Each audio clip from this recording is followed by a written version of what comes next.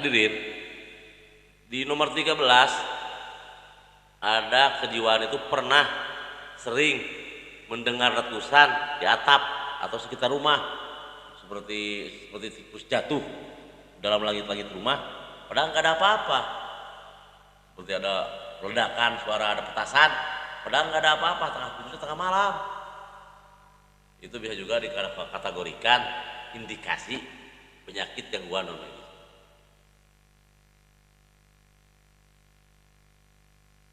Ke-14, sering bisa menebak. Kadang-kadang kita lagi nongkrong di jalan, ada orang lewat tuh yang pakai baju merah akan jatuh misalnya dari kendaraan, dia jatuh tuh akan ada datang cewek datang. Sering kita bisa menebak.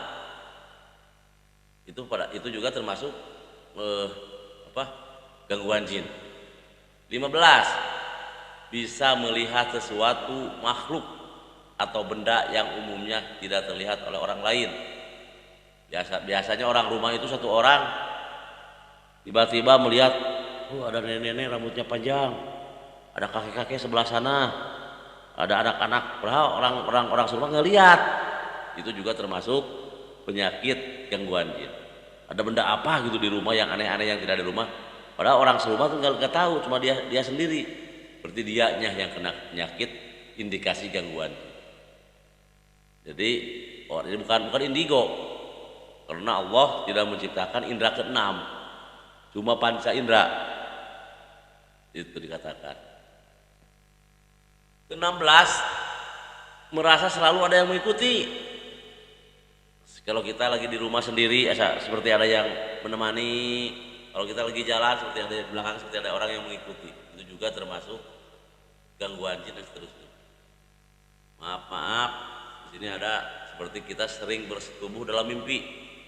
Kita tidur sama istri atau istri sama suami di samping suami, tapi kita sering mimpi bersetubuh dengan orang lain. Itu juga termasuk gangguan jin. Sering tindihan, kalau kita tidur sering tindihan, sering gagap, itu juga indikasi gangguan jin. Itu termasuk diantaranya psikis. Hadirin, tadi psikis, fisik dibarengi psikis, tambah lagi satu, ibadah. Sering lupa jumlah rakaat sholat. Sebetulnya itu mudah Pak obatnya. Kalau itu gak perlu diruqyah, ikut aja berjemaah ke masjid. Masa imam belum beres kita udah salam, berarti kita rakaatnya, atau imam udah salam kita berdiri lagi, seperti itu salah. 2, terasa mengantuk setiap berzikir atau membaca Al-Quran atau ketika hadir di pengajian. Kalau kita ikut majelis pengajian, biasanya kita ke samping, ke tembok, langsung ngantuk. Kalau udah lihat HP, cerah lagi.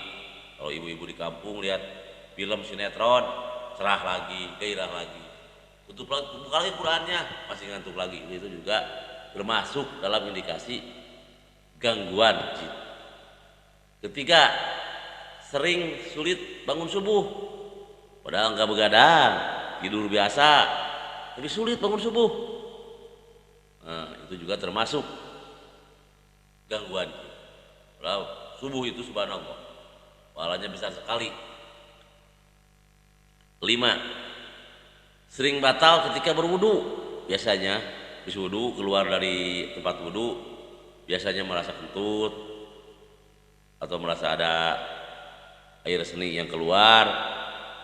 Itu menjadikan merasa batal wudu itu termasuk gangguan jin. Kelima, sering tidak yakin ketika berwudu, padahal kita udah mencuci telinga atau mencuci rambut, udah belum. Itu juga termasuk sering lupa, termasuk gangguan jin. Atau mandi janabah, mandi junub, sering lupa, seperti wudu mulainya, kadang-kadang lupa membasuh ini, sering lupa ketika mau wudu itu sering batal. Nah, itu juga termasuk gangguan. Was-was ketika sholat, kadang-kadang kita takbiratul ihram beberapa kali ngangkat, Pak. Allahu Akbar, beberapa kali ngangkat.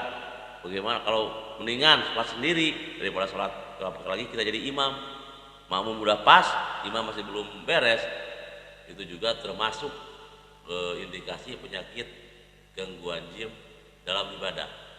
Banyak hadirin yang dimuliakan Allah Subhanahu wa taala, indikasi-indikasi ini boleh dicek, didengarkan, di-download, dicek apakah diri kita ada seperti kita mengecek darah tinggi, kepala sering pusing, kaki tangan sering kesemutan, jangan-jangan coba cepat darahnya ditensi, emosi tinggi, marah, sering ngantuk. Kita juga mengenai ibarat terapi gangguannya seperti ini.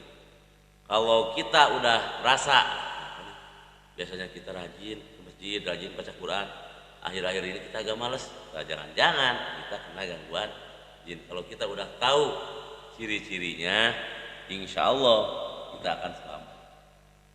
Sebab bangsa setan itu akan mengajak manusia sampai ke neraka.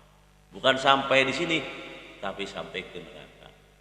Oleh sebab itu, para bapak, saudara ibu saya semuanya, marilah kita belajar mengamalkan agama secara ikhlas, mulisina lahuddin, mengamalkan perintah Allah sesuai ajaran Rasulullah. Insya Allah kita akan selamat dunia akhirat. Itu saja dengan doa kifarat majelis. Subhanallah wa bihamdihi, subhanallah wa bihamdika, asyhadu an la ilaha illa anta, astaghfiruka wa atubu ilaik. Wassalamualaikum warahmatullahi wabarakatuh.